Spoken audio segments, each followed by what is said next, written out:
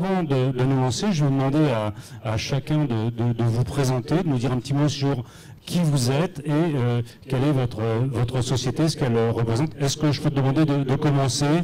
Alors, rassure-toi, tu ne seras pas tout seul contre Starlink, on est tous ensemble pour évoquer toutes les solutions des satellites orbite basse. Alors, je m'appelle Brice Jourdain, je travaille pour Eutelsat OneWeb.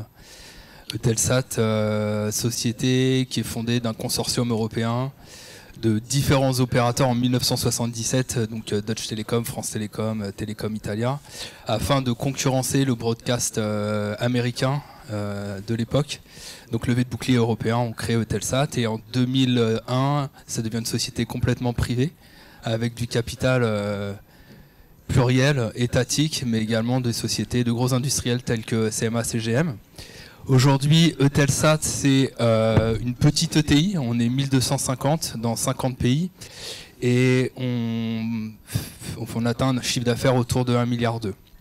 On a au niveau des assets 36 satellites en géostationnaire, donc tel que l'a dit Roger, c'est 36 000 km.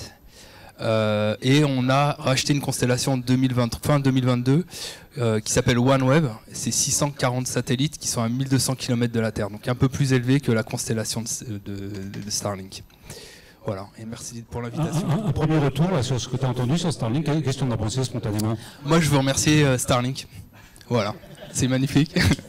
Thank you for this fantastic promotion. I came from BTGS, so BT Global Services. Donc j'étais spécialisé des solutions terrestres. Donc tout ce qui était fibre optique, la cybersécurité évidemment, Unified Communication, etc. Et quand j'ai rejoint l'industrie spatiale il y a 5 ans, j'avais un slide, je me rappelle chez BT, c'est The worst case to connect your customer, use satellite connectivity. Voilà, c'est vraiment un dépit de... Si vous n'avez absolument aucune solution, la solution satellitaire est à votre disposition, mais évitez-la. Voilà. Donc, et quand effectivement Starlink est arrivé, il y a eu une hype extraordinaire. Je peux évoquer un chiffre, Roger, sorry to speak in French, mais je crois que lorsque vous avez signé Air France, le nombre de vues Twitter sur, excusez-moi d'utiliser Twitter X, sur les communications Air France, c'est autour de 4000 vues. Elon Musk a retweeté 40 millions. Voilà, et pour vous dire, nous on a une stratégie commerciale qui est derrière nos partenaires, donc vous ne connaissez peut-être pas forcément, mais très souvent j'introduis, quand je vais voir des industries et qui ne connaissent pas, j'introduis, vous connaissez Starlink, voilà, ok, la seule alternative aujourd'hui qui existe, c'est Eutelsat OneWeb. Et ça me permet de réduire un temps extraordinaire dans la discussion. Est-ce que je peux te demander de te présenter, de nous rappeler ce que fait ta société? Donc moi, Julien Royon, ça fait 10 ans que je suis dans les telcos, je suis un petit jeune encore. Excusez-moi, il y en a beaucoup qui sont un peu plus vieux que moi. Du coup, j'avais déjà monté un opérateur qui s'appelait ApplyWave, qui a été racheté par Eurofiber. J'étais chez Yellow aussi pendant 2 ans, et aujourd'hui on a créé Kiss Group, qui est un agrégateur telco et qu'on fait aussi du cloud. Je suis revenu au basique, entre guillemets. Vous êtes basé où? Combien de personnes? On est à Logne dans le 77, à côté de chez Mickey. C'est à côté de la maison, c'est pour ça. On est 4 pour l'instant. Alors, pourquoi tu t'intéresses aux satellites au départ? Tu es arrivé comment dans cet environnement? En fait, moi je suis quelqu'un qui suis très sur la fibre, par exemple, à la base, puisque j'ai déployé quand même quelques kilomètres dans les futurs, dans les expériences passées plutôt. Et c'est sûr que pour moi le satellite, c'est comme quand on me disait non mais arrête avec ta fibre, en fait, il y a de la 5G. Ça sert à rien ta fibre, laisse tomber. Et c'est vrai qu'à chaque fois on me dit, maintenant on dit mais c'est bon, il va y avoir les satellites et tout. Oui, il y a les satellites, heureusement qu'ils sont là. Je suis le premier à en avoir utilisé pendant les vacances et j'ai adoré. Merci Starlink. J'étais en Espagne pourtant, mais voilà, c'était super pratique.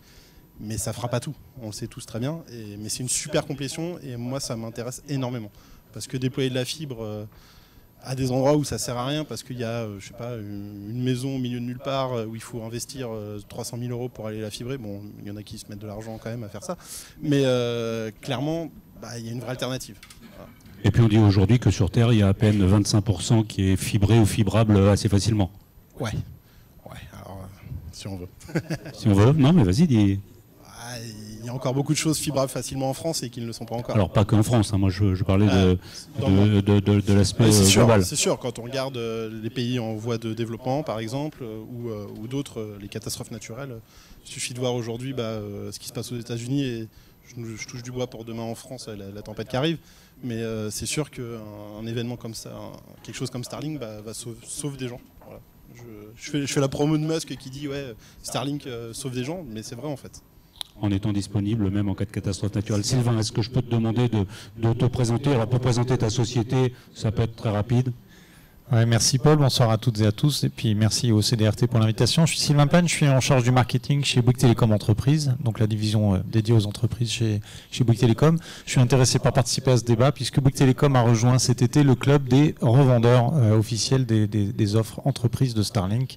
Donc, il y en a combien en France de revendeurs? J'en ai compté au moins 4. D'accord, ok. Ouais. Donc on est au moins 4 à avoir des activités en France et à proposer du Starlink aujourd'hui.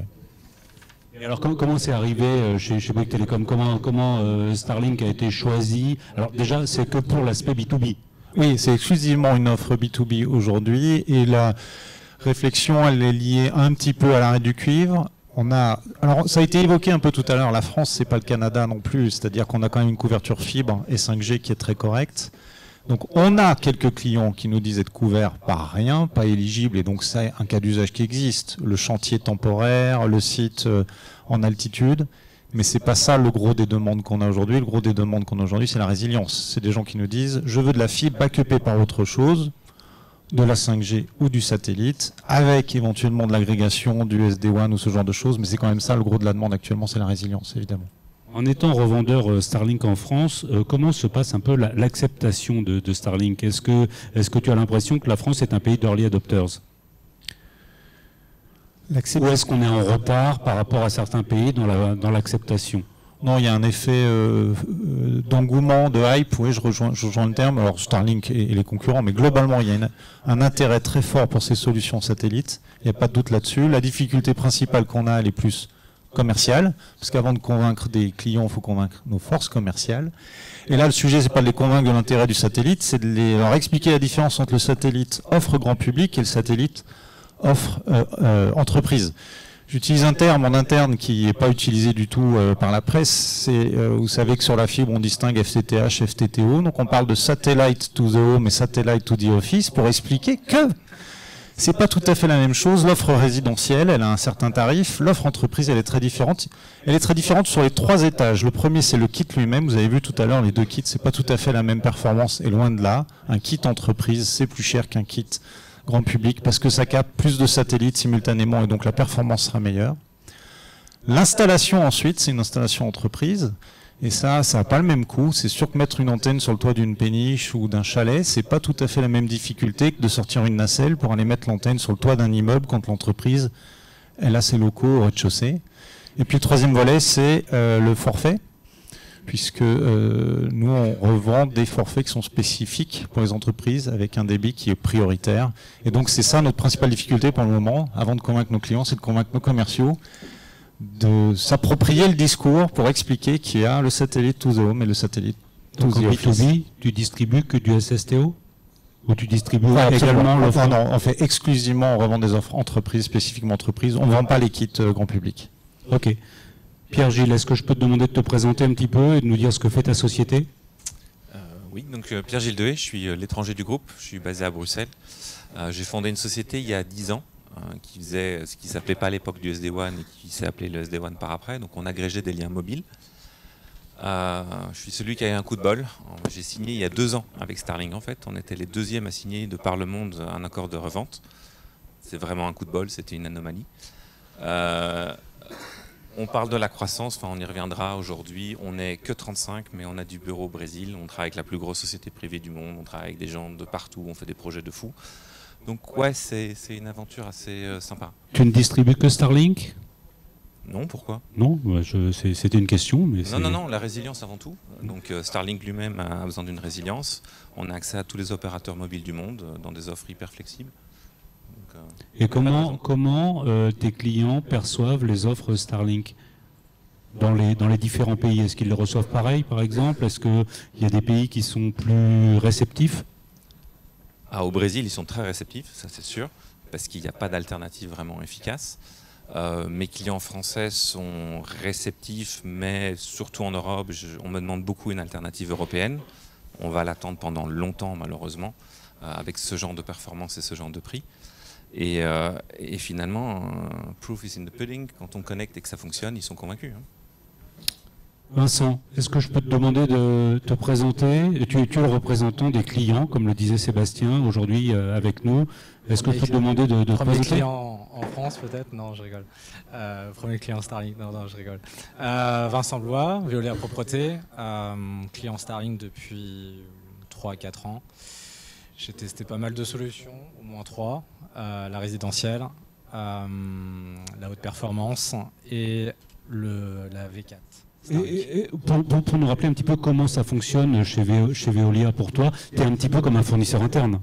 C'est ça. Alors, mon rôle, c'est de mettre de la connectivité au niveau de tous nos sites. On a à peu près 500 sites en France. Moi, je gère uniquement la France. Donc, c'est mettre du réseau sur tous les sites. Le premier but de Starlink, ça a été forcément de couvrir les sites en zone blanche. On avait pas mal de sites parce que notre activité c'est complexe, on n'est pas trop en centre-ville. Donc il a fallu, comme disait mon collègue à côté, éviter des génies civils extrêmement importants, peut-être 50 000, 100 000, 200 000, pour mettre juste la fibre au niveau du site. Donc Starlink a permis de régler cette problématique-là. Et après, on est en train de réfléchir à d'autres opportunités pour développer notre parc Starlink. Aujourd'hui, par exemple, vous avez combien de sites Starlink équipés, déployés? C'est plutôt dans quel cas d'usage?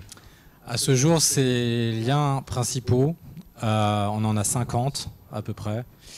Et la réflexion que je mène en ce moment avec nos sites, c'est de partir un petit peu sur Live TTH en lien principal et mettre effectivement un backup Starlink un Starlink V4 ou peut-être un mini Starlink à voir au niveau des coûts pour avoir une espèce de sécurisation de nos liens et d'arriver quasiment au zéro perte de connexion réseau sur nos sites. C'est pas uniquement une utilisation dans des sites ou dans des cas spécifiques? Non, ça peut. Maintenant, au début, c'était un cas spécifique lié à une problématique de zone blanche. Maintenant, on est sur une réflexion de déployer du Starlink sur tous nos sites, quasiment. Pierre-Gilles, est-ce que ça a ouvert de nouveaux cas d'usage pour toi, l'utilisation de Starlink? Parce qu'on voit que là, il y a eu un cas d'usage pour des zones non couvertes. Est-ce que ça a ouvert d'autres cas d'usage que tu pourrais partager avec nous éventuellement? En fait, le fait que des connexions soient disponibles à des endroits où c'était pas imaginable auparavant, ça ouvre des nouvelles pistes d'innovation pour des secteurs comme les téléopérations. Donc, téléopération, on peut imaginer aujourd'hui, vous voulez piloter une voiture à distance, c'est pas du tout le futur, c'est tout à fait actuel aujourd'hui. Vous allez être obligé de déployer une bulle 5G éventuellement pour faire fonctionner vos systèmes. La bulle 5G, à certains endroits, vous n'avez pas de fibre. Et donc, mettre un Starlink va permettre de faire un backhaul qui est directement déployable. Et puis on a fait plus court, on a enlevé la bulle 5G, on a mis les Starlink sur les camions et ça marche très très bien. Ça peut paraître un gadget, mais en fait ça permet d'opérer de n'importe où dans le monde des systèmes qui vont tourner en 24/7. Ça permet d'éviter de prendre des risques auprès de certaines personnes. Et puis vous pouvez aller plus petit, aller sur des drones. Alors il y a eu des cas qui ont été, on va dire, malheureux dans certaines régions du monde, mais il y a une vraie nouvelle branche des télécoms qui s'est ouverte. Le slide de BT devra être mis à jour. Aujourd'hui, il y a une connectivité basse latence, disponible partout, et il y a plein d'ingénieurs dans le monde qui sont en train de réfléchir comment les utiliser. Tu évoquais des cas d'usage, par exemple en Allemagne, pour faire de la surveillance de sites, de choses qui n'étaient même pas envisageables auparavant. Oui, donc c'est un cas très pratique. Vous avez une centrale hydraulique. En fait, une centrale hydraulique, vous devez lui amener de l'eau, elle va stocker l'eau. Sauf que l'eau, à un moment, il y en a trop et il y a de plus en plus de crues. Et donc, ils devaient faire très attention à leur façon d'utiliser ou de mettre des bassins de débordement. Et l'IoT a ses limites, surtout quand on est dans les bois. Eux, ça leur permet aujourd'hui de mettre une connexion partout où ils en ont besoin, de mieux réguler leur flux d'eau et donc finalement d'avoir une meilleure efficacité et moins de risques pour la population. c'est un exemple, un détail, mais en fait, on enlève toute la problématique d'éligibilité. Je fais plus de site survey, d'études de faisabilité, il y en a plus. Est-ce que vous voyez le ciel? Oui, je peux vous connecter en fait. Ça simplifie beaucoup de choses. Effectivement. Sylvain, tu disais que tu as deux types de clients, deux profils de clients principaux. Oui, les cas atypiques, non éligibles. Si j'ai bien compris, les premiers sites que vous avez déployés chez Veolia, puis assez vite des clients qui vont nous commander des solutions basse orbite, y compris là où on s'est amené la fibre pour, comme on le disait tout à l'heure, principalement des besoins de résilience. Ce qui est un peu inédit pour un certain nombre de nos clients, c'est de se poser la question de la consommation. Parce que quand on commande une fibre, on ne se demande pas combien de gigaoctets elle va transporter, alors que pour les box 5G et pour les solutions basse orbite, se pose quand même la question de la consommation, puisqu'il y a des forfaits qu'on peut atteindre, dépasser, et avec un coût si jamais on veut continuer à avoir un Internet prioritaire au-delà. Et donc les solutions de SD-WAN commencent à devoir prendre en compte prendre en compte, c'est pas que simplement des questions techniques. Là où j'ai la meilleure latence, j'envoie le meilleur du trafic, mais aussi en fonction du coût. C'est un peu comme le FinOps dans le cloud. Je vais avoir une fibre qui est illimitée, qui me coûte rien, et puis je vais avoir de la basse orbite ou de la 5G, sur lequel il faut peut-être que je sois méfiant, parce qu'il y a beaucoup de clients qui ne savent pas encore combien ça consomme. Néanmoins, ça reste du B2B. En B2B, les gens consomment quand même relativement peu ramené à l'utilisateur. Donc, nous, on a l'expérience des routeurs 5G, à défaut d'avoir encore beaucoup d'expérience sur le basse orbite. Et on sait que ça consomme quand même pas énormément. Hein. Tu m'avais donné des chiffres sur la consommation entre la consommation individuelle à titre personnel et la consommation d'un salarié en entreprise. Ça, c'est sur l'expérience individuelle qu'on a sur nos smartphones. Il y a un facteur 4 à peu près entre un Français et un salarié français, puisqu'un Français consomme de l'ordre de 15 à 16 gigaoctets par mois sur son smartphone. En B2B, on est plutôt à 4 gigas. Donc il y a un vrai décalage dans l'usage, notamment parce que il y a une autocensure et puis il y a un filtrage, on va dire, qui existe particulièrement sur la fibre et sur le satellite. Les entreprises, elles ne sont pas open bar Internet en général. Il y a des filtrages qui font que les consommations se restreignent et que les utilisateurs font pas n'importe quoi, téléchargent pas n'importe quelle vidéo. Donc les consommations sont beaucoup plus modestes, on va dire, en B2B qu'elles le sont en B2C. Il y a un mot que j'ai retenu tout de suite, c'est SD-WAN. Donc ça sous-entend manager un petit peu tout le système des communications, ce qui est la base du SD-WAN. Mais est-ce que vous avez des offres packagées, des offres qui incluent de la fibre, du Starlink et du SD-WAN? Parce que c'est pour un client final qui n'est pas nécessairement informaticien ou qui n'est pas nécessairement branché, c'est pas toujours aussi simple. Alors on a en effet à la fois des clients qui viennent chercher chez nous de la connectivité sèche, si j'ose dire, donc un accès basse orbite, une fibre, et font leur affaire du SD-WAN avec un partenaire, un intégrateur ou eux-mêmes. Et puis on a des clients qui viennent nous chercher pour l'ensemble et qui viennent chercher notre responsabilité sur l'ensemble de la construction et qu'on soit garant d'une qualité de service complète, SD-WAN et connectivité incluse. Donc on a les deux cas de figure. Julien, vous adressez également à des PME avec des offres Starlink ou c'est plutôt des ETI et des grosses sociétés? Franchement, alors nous, forcément, on ne peut pas revendre, pas encore en tout cas de Starlink. On ira voir le monsieur après. Mais de ce qu'on peut voir aujourd'hui dans nos clients qui déploient du Starlink parce que les clients finaux l'achètent, c'est beaucoup de PME, mais de la belle PME. C'est vrai que c'est des sites un peu spécifiques. C'est-à-dire que tu parlais de Veolia, moi j'ai en tête des magasins Truffaut par exemple, où le meilleur moyen de redonder un magasin Truffaut qui est comme un site Veolia souvent un peu au milieu de nulle part quand même, Starlink ça marche bien quoi. C'est juste magique pour faire ça. Comment tu vois le travail des opérateurs de services justement dans ce contexte un petit peu multimédia, multilien? Pour moi ils doivent se réinventer dans le sens où aujourd'hui justement le but c'est de dire on s'en fiche du support tant que ça apporte la vraie solution au client final, c'est l'idéal. Alors bien sûr, après moi je suis là pour pousser le fait que le client, ça marche pour lui, ça c'est important. C'est-à-dire que si on met juste une FTTH et puis on dit vous inquiétez pas, ça tombera jamais en panne, c'est une connerie. Voir aujourd'hui des gens qui effectivement mettent du backup avec du Starlink ou de la fibre un peu entreprise et tout, c'est quand même bien mieux quoi. Voilà. Donc moi je pense qu'il y a des vraies évolutions pour les opérateurs de services dans le sens où ils vont pouvoir apporter des solutions qui aujourd'hui, il y avait souvent que des gens qui vendaient des trucs très chers pour certains clients. Là, on peut avoir des choses un peu abordables en fait, ce qui est mieux. Mais il y a la crainte, moi je le dis, qu'il a confirmé tout à l'heure. D'ailleurs, ça me fait penser vraiment ça fait très américain, hein, désolé de dire ça, mais c'est que le petit, on s'en fout, on va voir que les gros, et puis les petits, ils iront voir les gros. Sauf qu'en France, on sait que vous êtes tous autour d'ici, hein, donc on est tous opérateurs, on sait qu'on peut aller voir, ne serait-ce qu'Orange par exemple, si on veut tous. Hein. C'est-à-dire que n'importe quel petit en France peut aller voir un gros et lui dire tu me vends tes connexions. Et la crainte, c'est que Starlink empêche un peu ça, et qu'on se retrouve à devoir pas forcément avoir les meilleures offres dans certains cas. Donc il faut faire attention, parce que ça risque de faire en tout cas pour moi, ça risque de faire de la concurrence, pas déloyale, parce que ça serait abusé de dire ce mot-là, mais de la concurrence pas saine dans certains cas. Heureusement, Brice va nous dire un petit mot sur sa façon de voir. Moi, je suis super bien entouré ce soir. De voir la distribution des offres satellites. La stratégie commerciale de Telsat OneWeb, encore une fois, elle est complètement différente de celle de Starlink. Vous nous connaissiez sans doute pas. Et on nous connaît grâce à vous. Donc en fait, on va s'interconnecter avec les opérateurs télécoms ou les ISP. Roger en a parlé tout à l'heure, il y a des obligations de réglementation et de licence. Raison pour laquelle très souvent on utilise des télécoms comme réseau de distri. Nous, on est une société française, européenne, on défend le spatial français dans son ensemble, on achète à Airbus, Thales, etc. On essaye avec nos petits bras d'exister. Il y avait une question tout à l'heure sur l'avenir, la consolidation plus ou moins du secteur spatial. Les experts s'accordent à dire qu'il restera plus que 6 constellations à terme. Sur des fréquences K et KU, donc 3 en K et 3 en KU. Donc pour les novices, c'est la résistance de la fréquence par rapport à un certain nombre de choses, notamment l'appui. En K, vous avez Amazon qui arrive, je crois que c'est 2026. Il y a Quantis qui lance, donc ça c'est les Chinois pour le coup. KU, on est déjà présent, OneWeb.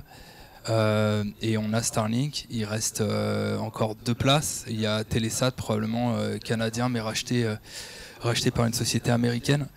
Voilà, nous on essaie aussi de défendre un idéal un peu européen de souveraineté, et on a ces résistances très clairement au niveau des DSI. Il y a eu un sujet autour de Elon Musk très clairement, qui fait un peu notre affaire aussi. On a donc en termes de relations marché, on passe toujours par des tiers. On va avoir des clients sur des POC. On aide nos partenaires à designer le service en fonction des problématiques techniques.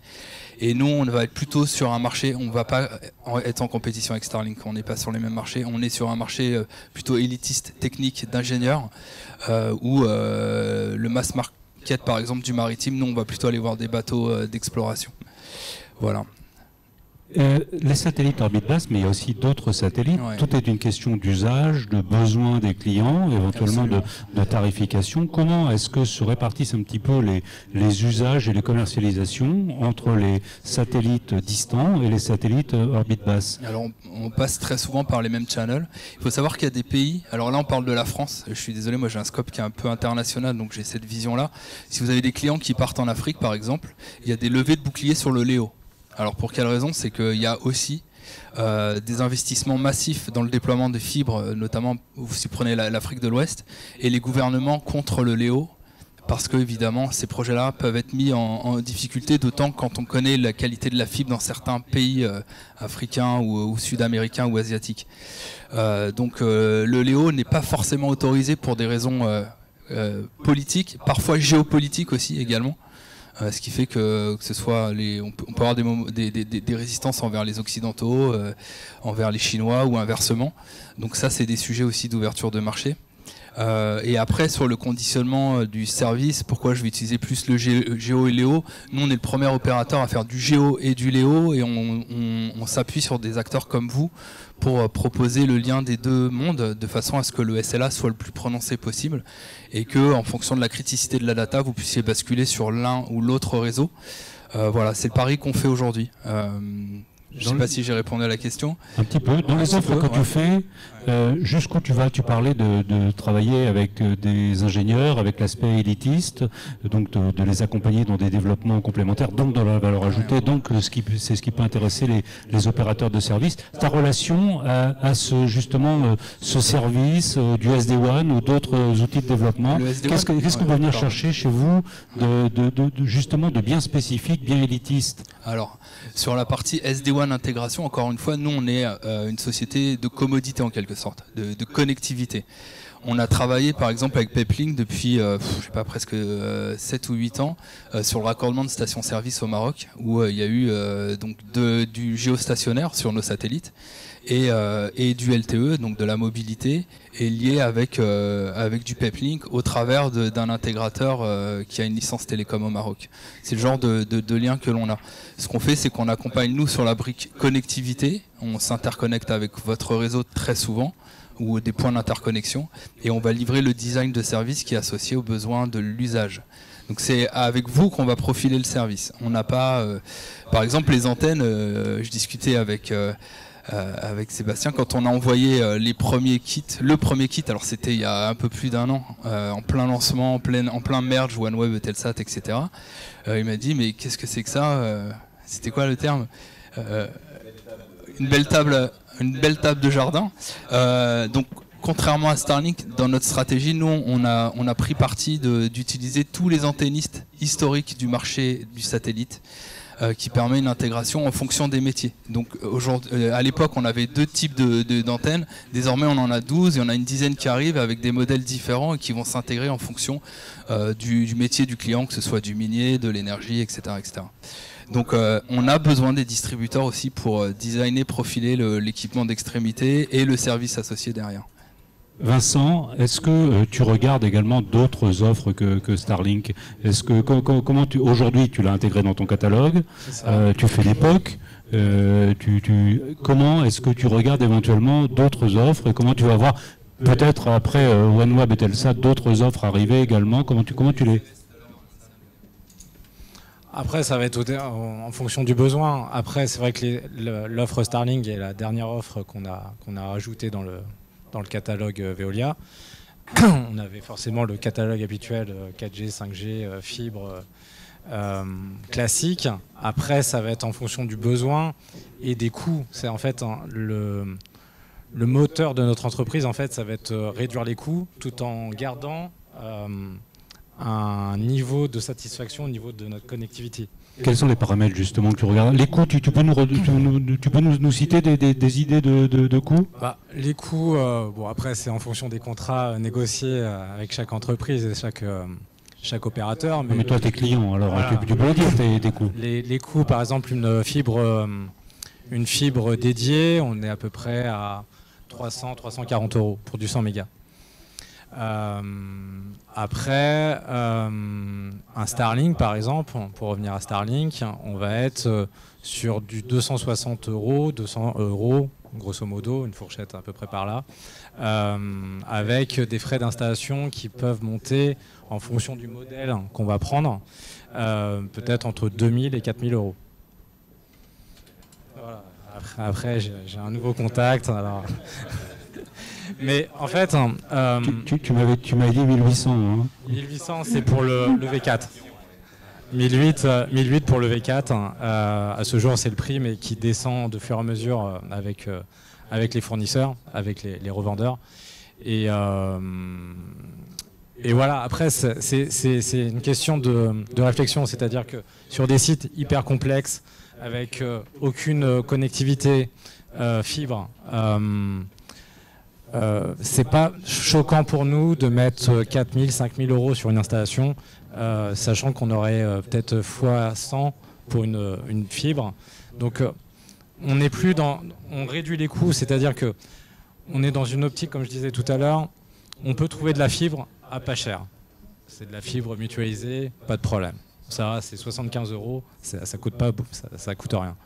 Et derrière, on a un Starlink qui pourrait être qui peut pallier effectivement à une problématique de FTTH qui n'est pas forcément avec une GTR, c'est les délais de rétablissement hyper importantes. On peut rester 1 semaine, 2 semaines, peut-être 1 mois, 3 mois.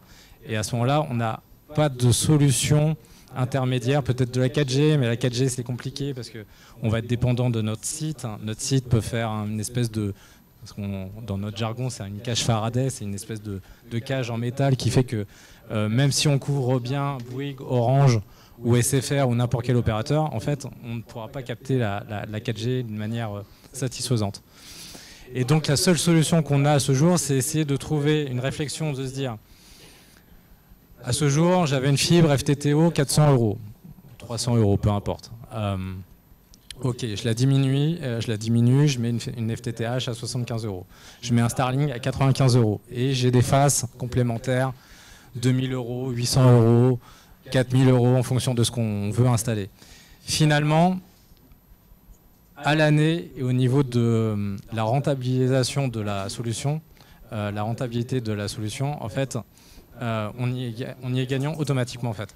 Et on est même sur une réflexion de se dire, j'ai un 4G, j'ai des petits sites, une ou deux personnes, j'ai pas besoin de beaucoup de débit, j'ai pas beaucoup de choses.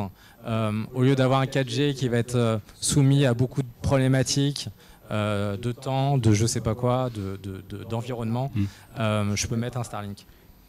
Nul n'est parfait, même Starlink. Et donc, est-ce que tu as déjà eu des problématiques de panne ou de retour de matériel ou quelque chose avec Starlink? Comment ça se passe? Quels sont en tant que client? Tu as tous les droits comme client, tu peux tout dire. Ouais, je le fais en français, comme ça, il n'y a pas de problème.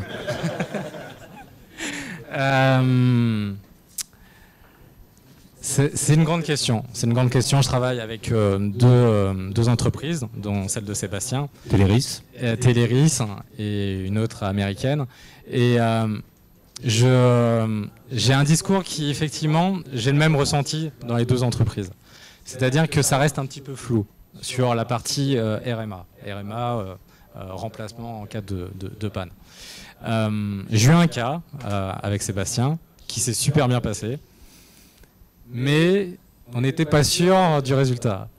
C'était la foudre qui a abîmé en fait l'antenne Starlink. C'était une haute performance et l'antenne a cramé. Et un case a été ouvert auprès de Teleris. Starlink a pris en charge le remplacement de l'antenne, a renvoyé à Sébastien l'antenne et l'équipe de Sébastien a réinstallé l'antenne sur le site sur un délai excellent pour moi, qui était d'une semaine. J'attendais pas mieux. Mais c'est vrai que ça reste un cas. J'ai pas de garantie à ce jour de Starlink pour me dire votre antenne est garantie pendant 5 ans. Il y a une tempête qui tombe, qui abîme l'antenne. C'est bon, c'est pris sous garantie. Le routeur Starlink, quand il tombe en panne, dans quel cas il est pris en charge? Est-ce qu'il est pris automatiquement en charge ou pas? Toutes ces questions ont l'air assez obscures là-dessus. C'est mieux. Pierre, non, mais Pierre-Gilles, tu voulais me dire sur cet aspect, sachant que ça touche un sujet qui nous est cher autour de l'économie circulaire, autour de la RSE, là on touche un petit peu la réparabilité. Est-ce que c'est un sujet pour toi, y compris autour de Starlink? Oui, je dois terminer un RFP demain où on me demande ma RSE. Et j'espère que Roger a bien écouté la partie sur la RSE parce qu'ils vont devoir répondre, ils vont devoir donner des éléments. Très souvent, on m'a dit oui, mais ils envoient des Starlink dans le ciel, ils envoient des satellites, ça pollue l'atmosphère, il faut remplir les fusées. Je connecte des gens, je ne sais pas combien de pays aujourd'hui. Toute l'Afrique peut être couverte, toute l'Amérique du Sud peut être couverte, toute l'Amérique du Nord peut être couverte. Si on attendait que les opérateurs le fassent, je ne sais pas combien eux devraient dépenser en énergie et en moyens pour y arriver. Bon, la foudre, là, c'est un cas... J'ai envie de dire que tu dois relire tes conditions générales dans ton contrat avec les Américains. C'est peut-être pas nécessairement la faute de Starlink, qui sont les fabricants. Donc, quand ton ordinateur est cassé, tu vas pas voir Dell, tu vas voir celui qui te l'a vendu. Donc, ça, c'est ma petite remarque. Mais au niveau de la RSE, ça va arriver en force. Et Starlink a souvent tendance à ne pas regarder ce genre de problèmes qui sont très terrestres. Jusqu'à ce que ça les rattrape. Peut-être européen aussi et français. Non, non. Ce sera plus large que ça. Mais les problèmes terrestres, c'est quand on les rencontre, qu'on les résout. On ne les prévoit pas. Et donc c'est une constante itération. Je veux dire, en 2 ans, on a eu des belles montagnes russes par rapport à tout ça. Mais il faut dire ce qui est, quand c'est un vrai problème et que ça touche le business, le cash, ils les résolvent. Donc il y a quand même du positif qui en sort au final. Mais ce sera très très important, notamment pour tout ce qui est gouvernement. Sylvain, la problématique RSE, comment elle arrive dans cet environnement Alors, RSE, je ne vais pas rajouter ce qui a déjà été dit, mais peut-être sur réparabilité et durée de vie des produits et allongement de leur garantie par le fournisseur. Nous, c'est une des questions qu'on se pose, c'est d'étendre la garantie des produits et des kits. C'est quelque chose qu'on fait déjà par exemple sur les smartphones. On a constaté que nos clients, globalement, avant ils changeaient de smartphone tous les ans et demi, tous les 2 ans, et désormais on a décidé de garantir tous nos smartphones 3 ans, indépendamment de ce que garantissait le fournisseur. C'est-à-dire qu'on amène une garantie supplémentaire par rapport aux fabricants de téléphones. C'est une question qu'on se pose sur les kits de connexion basse orbite, parce qu'après tout, nous, on n'envoie pas de satellite, on n'apporte pas la technologie, donc la valeur ajoutée, elle est où? Elle est dans l'installation, elle est dans un certain nombre de choses, elle peut être aussi dans l'accompagnement, dans la durée de vie du produit. Donc ça fait partie des questions qu'on se pose, oui, de prendre un engagement plus fort vis-à-vis de nos clients que l'engagement du constructeur. Il y a aussi des problématiques réglementaires qui sont fortes déjà dans les télécoms d'une façon générale et qui vont peut-être se durcir aussi dans le monde des satellites, non? Oui, vraisemblablement. Enfin, il y a toutes les, oui, sur la D3E, etc. C'est à ça que tu fais allusion, Paul? Tout ce qui peut être réglementaire, que ce soit au niveau de la D3E ou à d'autres réglementations. On est des champions quand même. Oui, alors bon, il y a des choses qui sont très très bien balisées dans les appels d'offres, dans les marchés publics, mais il y a encore beaucoup de choses qui sont comment dire, encore très difficiles à comparer. Moi, la question par exemple du bilan RSE des routeurs fixes, ne serait-ce que ça, elle est encore pas tout à fait réglée. C'est clair, mais heureusement on a Paul Le Dantec dans la salle qui va nous régler ça rapidement, il a dit, ou au moins nous informer sur la façon de le régler rapidement. Julien, ce sont des questions que tes clients te posent, l'aspect RSE, l'aspect réparabilité, économie circulaire, écologie. Tu l'as toujours un peu, effectivement, l'économie circulaire, parce que ne serait-ce que même les routeurs, tu essayes de les réutiliser pour d'autres clients quand il y en a qui résilient, ce genre de choses, ça c'est super important. Après, moi je suis un peu plus terre à terre et c'est vrai que je viens un peu de la technique, donc quand j'entends ouais mais tu comprends, Starlink ça balance des satellites dans le ciel et tout le monde s'en fout, ils sont en train de tuer la planète. Les gars, suffit de regarder ce qu'on fait sur la fibre en France, c'est n'importe quoi. Je suis le premier concerné parce que je l'ai déjà fait dans 2 activités précédentes. Tu prends Paris, tu ouvres une chambre, il y a 6 opérateurs, ou même 6, je suis gentil, je pense qu'il y a 10 opérateurs différents qui ont tiré de la même fibre, en gros, sur les mêmes chemins. Donc si on voulait faire de l'écologie, déjà, on aurait régulé différemment, soyons clairs. Donc je ne suis pas en train de cracher sur ce qu'on fait et dire que Starlink c'est parfait. Je suis juste en train de dire c'est un autre mode qui n'existait pas aujourd'hui. Oui, ils peuvent pas dire, je les vois pas dire, bah ouais, effectivement, on est très RSE. Mais ils peuvent pas, c'est de l'innovation. C'est-à-dire qu'aujourd'hui, ils savent même pas le satellite combien de temps il va rester dans le ciel. Il l'a dit lui-même, il dit ça, au moins 5 ans, peut-être 10 ans, il n'en sait rien, peut-être 20 ans. Il sait pas encore exactement. Alors, 20 ans, on exagère peut-être, mais il sait pas. Mais tu sais pas, même toi, tes satellites que tu envoies à l'autre bout. On a 40 ans, donc sur les géostationnaires, on a 15 à 17 ans. Et sur le Léo, on est sur 9 ans. Et 17 ans, t'en fais quoi à la fin? Et ben on les propulse. Voilà, donc c'est pareil, tu vois, c'est... Il y a un sujet européen en ce moment sur lequel on travaille également, sur le traitement des satellites en fin de vie. C'est fou. C'est pas grave. Non, mais on parlait de RSE, mais est-ce que tu penses qu'à l'avenir, je vais aller vers une autre question, les satellites peuvent devenir la solution majeure de communication? Alors, je me doute bien un peu, oui, aujourd'hui avec toi, mais... Alors, moi, je travaille avec des industriels français, et je pense que c'est votre cas aussi, qui ont des activités en dehors de France. Donc, je vais reprendre, excusez-moi, l'Afrique. Quand on travaille avec des sociétés d'énergie, pour ne pas le citer, EDF, au Cameroun, qu'on regarde les prétentions d'extension de réseau sur ce pays-là, ça reste Douala, Yaoundé, ils vont renforcer leur position, mais en aucun cas ils vont aller sur d'autres régions et arroser les ruralités. C'est-à-dire que l'universalité de l'accès n'est pas un schéma même dans la plupart des pays dans le monde. Donc oui, le satellite restera un moyen de connectivité. Avec les nouvelles générations de satellites, il va falloir qu'on apporte plus de résilience, plus de SLA, et puis plus de fonctionnalités également. Nous, on travaille déjà avec certains industriels pour embarquer du thermique, des sensors électromagnétiques, notamment pour les militaires. Donc le thermique pour les détections de feu en temps réel via le Léo, on est en capacité de pouvoir le faire. Mais voilà, il y a des régions qui resteront vides de solutions de connectivité, quoi qu'on fasse. Et même, il y a une activité ferroviaire aujourd'hui qui sollicite le marché des télécoms. Peut-être qu'il y en a certains qui sont sur le sujet. En France. Donc c'est assez simple. Il y a 30 à 40% du réseau ferroviaire français qui est pas connecté aujourd'hui. Et est-ce qu'il le sera demain? A priori, il n'est pas prévu d'avoir plus de budget pour arroser ce type de région. On le comprend bien. Les questions sont presque plus nombreuses que les solutions aujourd'hui, à la fois dans le monde des satellites et à la fois dans toutes les solutions de communication et d'interconnexion. Le temps passe vite. Avant qu'on se dirige vers le repas, j'aimerais terminer chacun avec une petite conclusion, une petite réponse concernant votre vision de l'évolution du marché des satellites. Va-t-il devenir incontournable? Quels sont les grands écueils? Qu'est-ce qu'il faut faire aujourd'hui? Commençons par toi, Brice, puisque tu as le micro. Quel conseil tu donnerais à un opérateur de service vis-à-vis des satellites, notamment en orbite basse aujourd'hui? Qu'est-ce qu'il faut faire? Regarder les autres, y aller, réfléchir, tester des solutions, mettre en place des... Qu'est-ce qu'il faut faire aujourd'hui? C'est quoi ton conseil? Je vais utiliser un mot, il y a la hype du marché, il faut y répondre.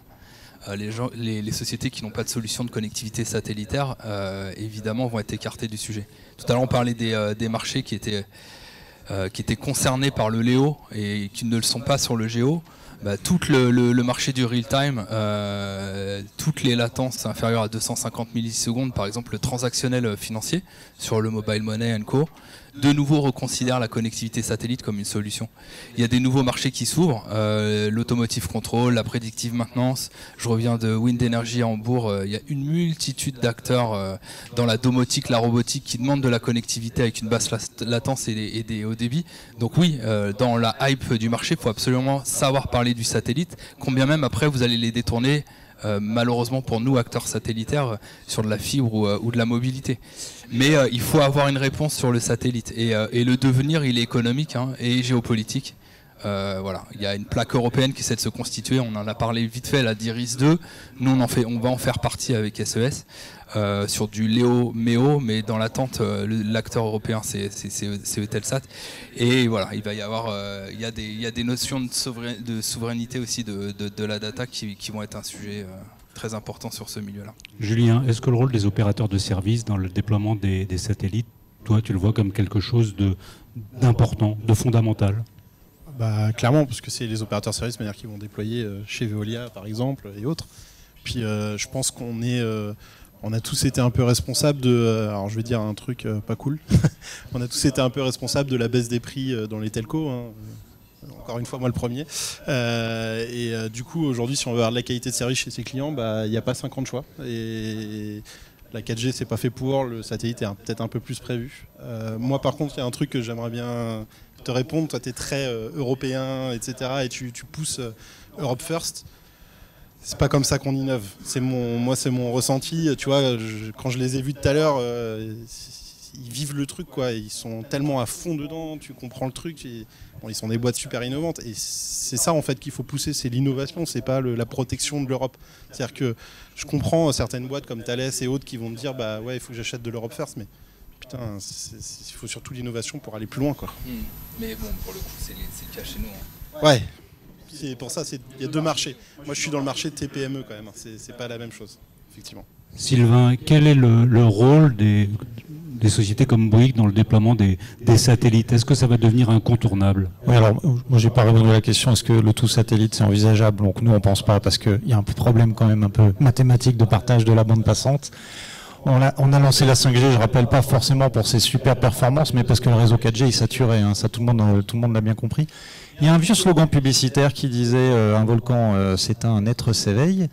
Et d'une certaine manière, je n'irai pas jusqu'à dire ça, mais il y a un peu le cuivre s'éteint, le satellite s'éveille. C'est-à-dire que nous, notre raisonnement, c'est de dire qu'il faut qu'on ait trois technos. On a le cuivre, la 4G et la fibre. Et désormais, on aura la fibre, la 5G et donc le satellite en complément. Et j'en parle parce que vous savez peut-être qu'il y a un certain nombre d'opérateurs en France qui ont procédé la semaine dernière aux premières coupures préventives. La fin du cuivre, on en parle déjà depuis des années, mais ça devient concret puisque le premier lot qui s'éteint en janvier prochain, on l'a coupé pour réveiller les clients la semaine dernière. Donc il y a 160 communes qui ont plus de cuivre depuis la semaine dernière. Et il va y avoir des rescapés du cuivre, c'est-à-dire des gens qui vont découvrir à cette occasion qui ne sont pas éligibles à la fibre. Alors certes, ils ne sont peut-être pas la majorité, mais ils sont en tout cas dans le milieu d'entreprise suffisamment nombreux pour qu'on soit content d'avoir trouvé cette technologie comme alternative. Pierre-Gilles, un petit mot de conclusion. J'ai presque l'impression, en regardant les offres Starlink, ça va concurrencer directement la 5G privée. Quel est ton point de vue, toi? Moi, j'en serais ravi. Ça donne enfin une certaine concurrence auprès des opérateurs qui achètent à coût de centaines de millions de licences, et puis nous, on ne peut qu'acheter au prix qu'ils veulent bien nous vendre. Il y a toujours quelque chose qui m'a choqué sur le marché français. Quand je veux acheter du wholesale data mobile, que ce soit Bouygues, que ce soit Orange, que ce soit SFR, c'est la même structure. C'est un hasard incroyable. Et pourtant, j'achète en Belgique, j'achète en Italie, j'achète en Allemagne, j'achète aux États-Unis. Et dans ce pays ici, c'est un certain prix, une certaine structure, et on ne sait pas faire grand-chose.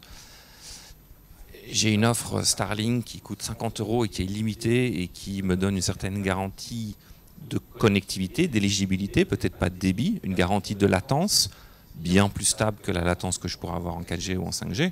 Moi, j'adore, parce que ça donne enfin une vraie concurrence. J'ai un nouvel incumbent qui vient d'en haut plutôt que de venir d'en bas. C'est une 4G qui vient de l'espace que j'adore, moi. Vincent, comme conclusion, en tant que client, quels sont tes projets? Qu'est-ce que tu attends? Qu'est-ce qu'on pourrait te proposer qui va te faire frémir et dire oui?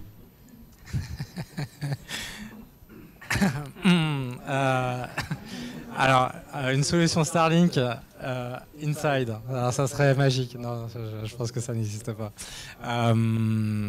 Non, mais en fait, déjà, dans un premier temps, chose que j'ai pas dit tout à l'heure, la fiabilité de la solution, c'est quand même quelque chose incroyable de Starlink. Même si, effectivement, j'ai peut-être 400 sites en fibre, 50 sites en Starlink, en 3 ans, j'ai eu un incident lié à la foudre. Sinon, je n'ai à l'année aucun incident. C'est quand même quelque chose d'incroyable. Quand on voit une problématique fibre, on en est quand même sur, je sais pas, je dois être à peu près à 30-40 incidents par mois, qui monopolisent énormément de personnes à tout niveau, au niveau terrain, au niveau central. C'est quand même une solution révolutionnaire. Et c'est vrai que c'est peut-être ça qui va faire concurrencer encore plus la fibre à ce jour. Là, pour l'instant, je le mets quand même sur une solution alternative à la fibre, mais au vu des résultats, forcément, les clients vont tous être satisfaits du résultat. En ce moment, maintenant, dans 10 ans, c'est ce qu'on a vu avoir, dans 5 ans, 10 ans, mais on aura rentabilisé en fait la solution, ne serait-ce qu'à court terme. Après, on pourrait repartir sur une fibre ou une autre technologie, une nouvelle technologie par la suite, mais pour moi, c'est révolutionnaire. Les satellites orbite basse ne sont plus une option. Je vous remercie tous les 5 pour le temps qu'on a passé à préparer, puis pour votre présence ici aujourd'hui.